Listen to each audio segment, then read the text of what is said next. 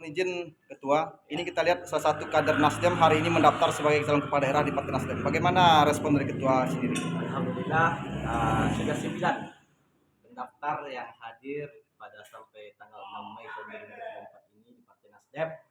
Kami masih menunggu sampai besok sebelum tutup pendaftaran tanggal 7 Mei. Sudah 9 kandidat masuk ke dalam bursa bakal calon kepala daerah dari Partai Nasdem. Khusus untuk kader sudah mendaftar 2 orang, Bapak Agus Ranto dan saya sendiri sebagai Ketua DPD Partai Nasdem sudah mendaftar khusus untuk kader. Insya Allah nanti nama-nama tersebut akan kami plenokan dan akan kami bawa ke DPP dan DPD. Tadi kita mendengar dari Pak Yulianto sendiri mengatakan bahwasanya Demokrat dan Nasdem hari ini sudah menjalin koalisi. Apakah ada kemungkinan besar antara dua kandidat Nasdem tadi akan berpasangan dengan kader Demokrat atau bagaimana? Kita tidak menutup kemungkinan karena dinamika politik akan bisa seperti air mengalir sampai 1 minggu sebelum pendaftaran itu masih bisa dinamika politik akan berubah-berubah.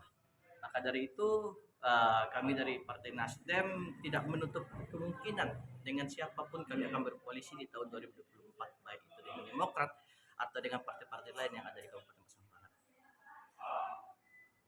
Hari ini kita melihat Bapak mendaftar sebagai calon kepala daerah dari Partai Nasdem. Apa rencana ke depannya, Pak?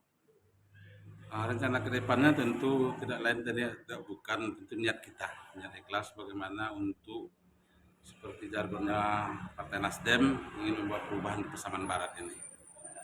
Kemudian kita melihat Bapak merupakan mantan anggota DPR RI ini Pak, 1 periode. Itu ke depannya apakah punya peran khusus terhadap daerah ini Pak yang akan menjadi visi misi sebagai calon kandidat kepala daerah? Jelas, itu jelas sekali dari sisi pengalaman kita dari keanggotaan kita dari anggota DPR RI periode 2014-2019.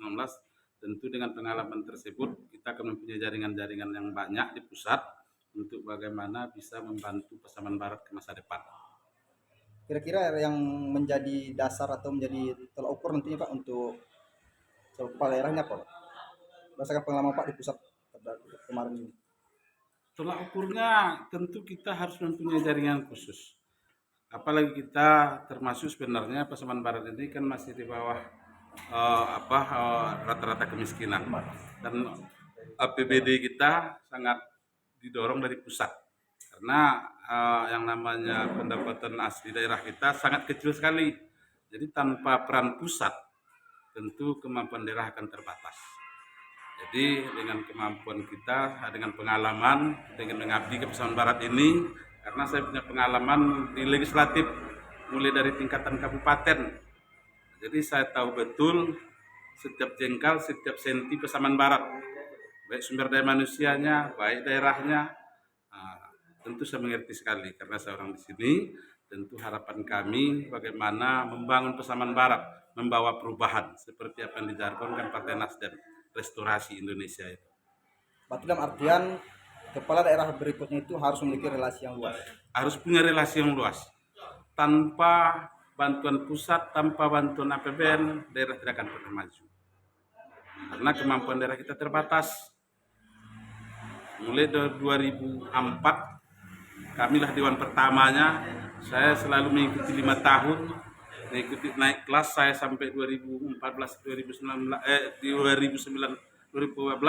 saya terlalu banyak bawa APBD provinsi ke sini.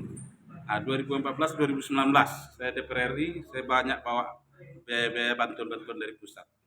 Tanpa bantuan pusat, contoh 5 tahun ini kita sangat tertinggal sekali. Ya, ini dari aspirasi masyarakat melalui Bang Agus banyak apa yang terlalu santer yang mungkin harapan masyarakat pada Bang Agus yang bakal calon bupati yang disampaikan masyarakat mungkin Bang. Yang santer masyarakat ini tidak lepas dari infrastruktur, masih banyak daerah tertinggal yang tidak terjangkau akses jalan. Salah satu contoh Meligi sampai Segilang itu sangat terbatas.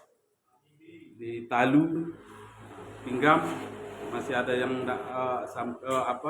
Tombang sampai hari ini belum bisa belum juga aksesnya bagus. Sesudah itu sisi ekonomi.